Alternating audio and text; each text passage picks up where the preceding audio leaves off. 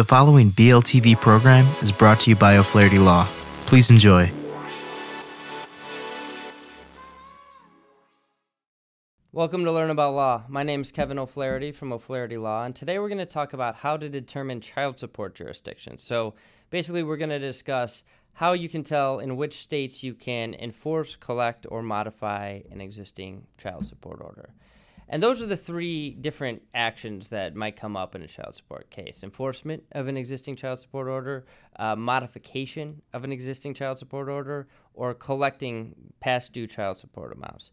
And modification is treated a little differently than enforcement and collection. So we're gonna deal with enforcement and collection first. That's easier to get jurisdiction in a particular state for. When you're trying to enforce or collect on an existing child support order, you have to register a foreign order from a foreign state and establish personal jurisdiction over the person you're seeking to enforce the order against or collect from. So how do we establish personal jurisdiction? Personal jurisdiction can be established in a number of ways.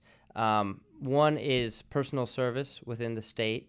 Number two is the person consenting to the state's jurisdiction. Three is that the person resided with the child at some point within the state. Four is that they resided in the state and provided some sort of prenatal or other support for the child after the child was born. Fifth is that the child resides in the state because of the actions of the individual you're seeking to enforce the order against or collect from. Six is that the child may have been conceived in the state, so that sexual intercourse occurred within the state that may have led to the child's conception.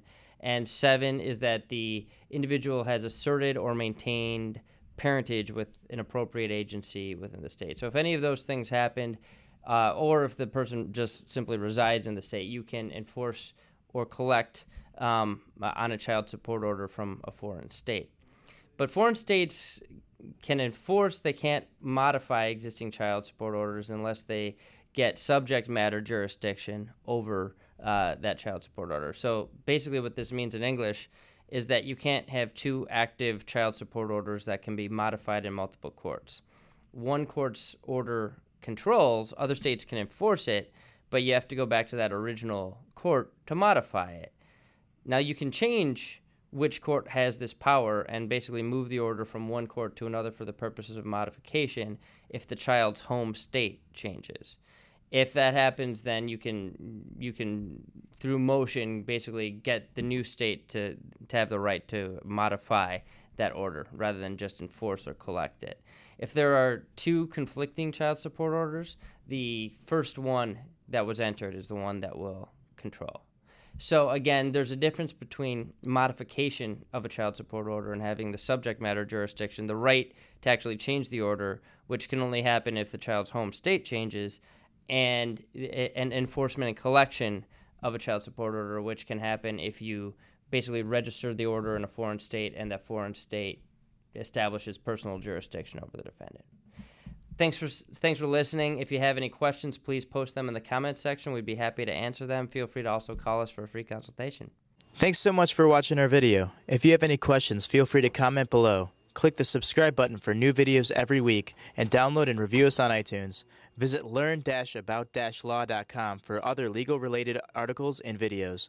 Visit our business podcast and video blog, seizeyourbusiness.com, and visit Making Real Estate Fun for real estate videos and podcasts. Call us at 630-324-6666 for a free consultation.